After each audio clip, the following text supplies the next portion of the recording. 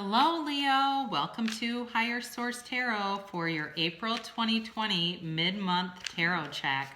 This is for all Leo, Sun, Moon, Rising, and Venus, and I hope you're all doing well. If you are new to my channel, please join us as a subscriber and feel free to hit the bell if you want to be notified when new videos are posted, which is about every week. I did do a special Global Dark Night of the Soul video reading for the pandemic. Somebody asked me to do it. Actually, a few people have asked, and I wasn't going to. And someone asked me yesterday if I would do it through one of my videos. They left a comment for me. I do read those. And I was just inspired to do it. So it's an interesting reading. The cards still, after all these years, they still intrigue and surprise me. It's just amazing, the energy that comes out of these. And so here we go for Leo for April 2020 mid-month tarot check. This is for Leo, all Sun, Moon, Rising, and Venus for Leo. So your current situation is the Queen of Cups, and the immediate influence is the Ten of Swords. Your destiny here is the Seven of Swords. In the distant past, you have the Five of Swords. The more recent past, you have the Lovers. Coming towards you, you have Sagittarius. You're represented by the Wheel of Fortune. The people around you are the Page of Pentacles. Your hopes in this is the Ace of Wands, and the outcome is the Six of Wands. The bottom of the deck is the Hermit. So, very interesting layout. You have Sagittarius, Virgo, Gemini. You have air here, you have water, you have fire, and you have earth. So you have all elements here. The overarching feeling here is like there's definitely some conflict. Your present position is one of emotional stability, and the immediate influence is definitely somebody who has been stabbed in the back, okay, with this Ten of Swords. And there also, though, I feel like there's just a very heavy feeling on this immediate influence. And I don't know if there's a Leo who's going to be watching this who's been personally affected by COVID-19, where you know somebody who's actually sick with it. But I do feel like it is related to that, where, where some of the, not only just the restrictions, but like, I guess I just feel like there is somebody who's actually sick, who is not feeling well, is uncertain, but know that you are surrounded by love. You're of a vibration of love. That's the Queen of Cups. The Queen of Cups is all about nurturing, caring, loving, and it truly emanates that vibration, the highest vibration, and that's love. So if that's personally impacting you, it's certainly temporary with these cards. Now, the Destiny in this is an interesting card because Destiny has to do with your own free will, and it's on your path, and it's the Seven of Swords here. Okay, so this is, of course, a card of betrayal. It's a card of someone who tries to be sneaky and dishonest. And I think for you, what this is really telling you is that part of your soul's journey has, it's possible for some of you, you're the wounded healer, where you have been wounded by someone very deeply. And with that, though, it's given you this great capacity to inspire and uplift other people. And with the wounded healer, which is really known as an archetype, they have to sustain that wound in order to ascend into that healing position, into that great healer. So, and there's a book called The Wounded Healer. There's a lot of information out there about it, but I do feel like that's really what this was more about. And so, because it's a seven, the wound was there, but the suffering was more short term. And and we can ask ourselves, what is it that I need? What quality do I need to transcend this? That can help us to move through it a lot quicker. We develop that quality. I definitely think there was a conflict in the past, and it definitely has led to a path of change where you just were not going to engage anymore. I don't have to participate in every fight I'm invited to. And whoever this person or individuals were, they wanted more. They definitely liked the toxicity. And somebody who does that, they're living in their shadow self. And the problem with that is you can really get to the point when you live in dishonesty on such a regular basis that you are almost incapable of telling the truth. And I don't mean you, I mean the people around you or people in general.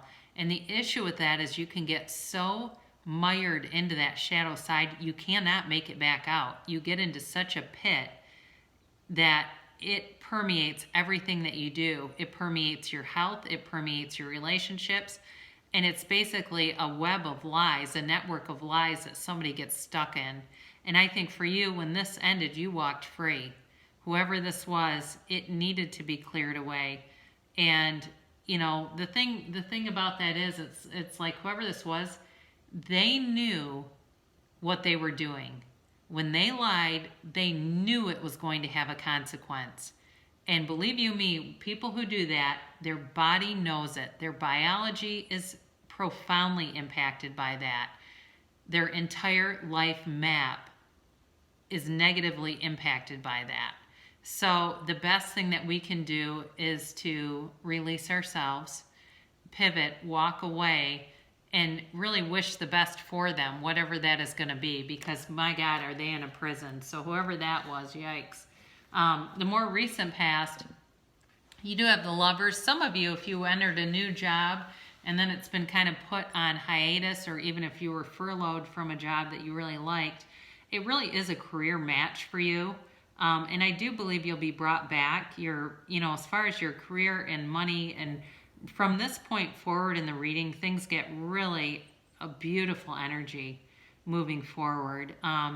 If you were recently dating a Gemini, or you're dating a Gemini, or maybe you've met somebody and you're not dating yet, but they may be brought back into your immediate circumstances as we have less restrictions and can kind of move more freely, or back into, something that's more contact oriented.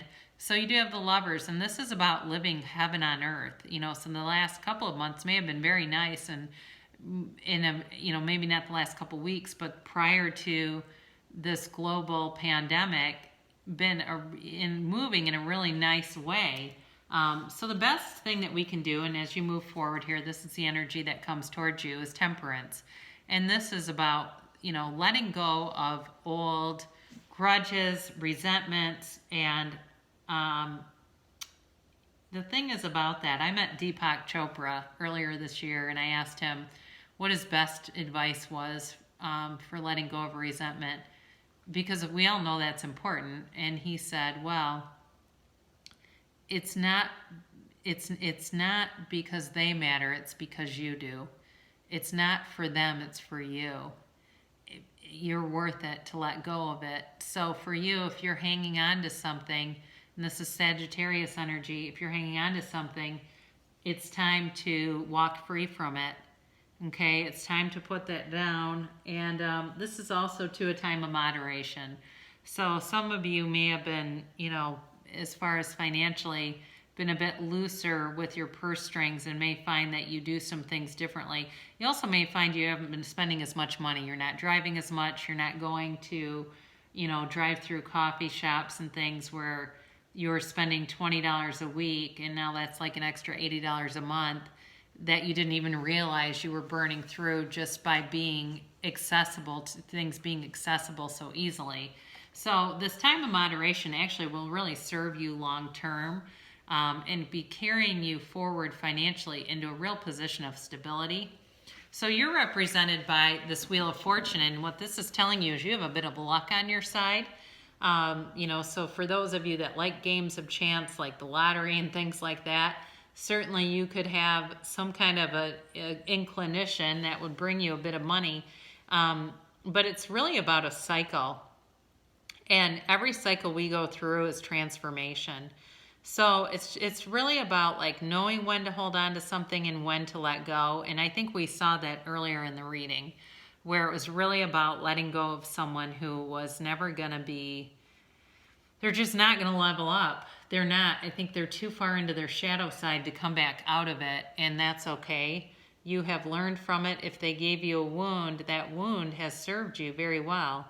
But this is also telling you that something more is coming towards you.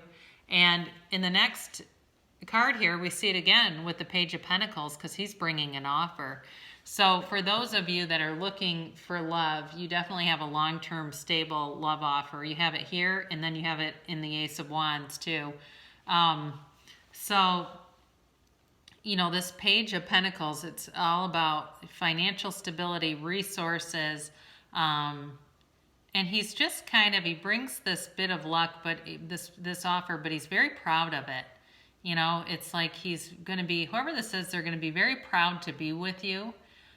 They're going to feel like you are just like the most beautiful person in the world. Like they want to show you off. It's not as mundane as feeling like you're a trophy. It's not quite that arrogant, but it kind of is in a way similar, where they just feel like they are delighted and amazed to be with you. So your hopes here is a brand new beginning, and it's a relationship that's going to have a lot of passion. There's going to be passion, there's going to be stability, and there's going to be a real depth to it. And you know, it's like I said, there's like a real breath of fresh air, kind of like, I really can't believe this is happening, but I know it's supposed to be happening, because the universe with that Wheel of Fortune is going to bring you a gift, and here you go. So in the ending of this reading, we have the Hermit here with the Six of Wands, which is kind of an interesting, the Hermit's really a clarifier, and it's a 9, so I do feel like this is indicating the end of our seclusion, you know, with coming to the end of a cycle here. But he holds that lantern, and he's a guide.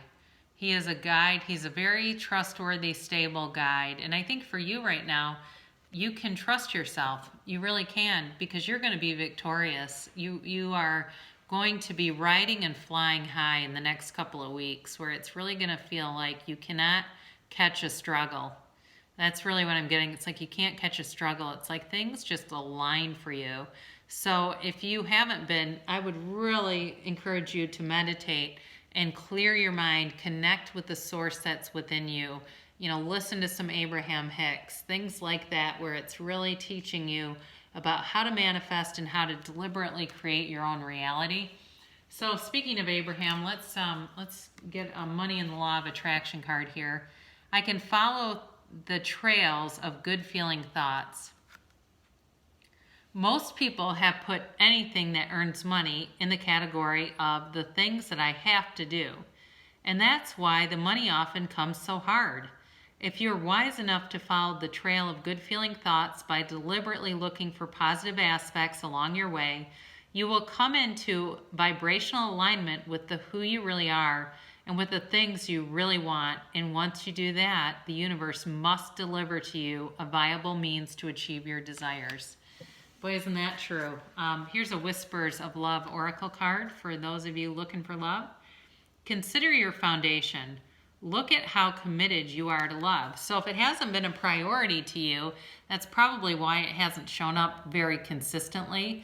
But when it becomes a priority, and you're looking at the things that you want, not the absence of it, it will show up, because it's a universal law. It has to. So I love you so much, Leo, and I will be back in a week, and I hope you stay well, and I'll see you again then.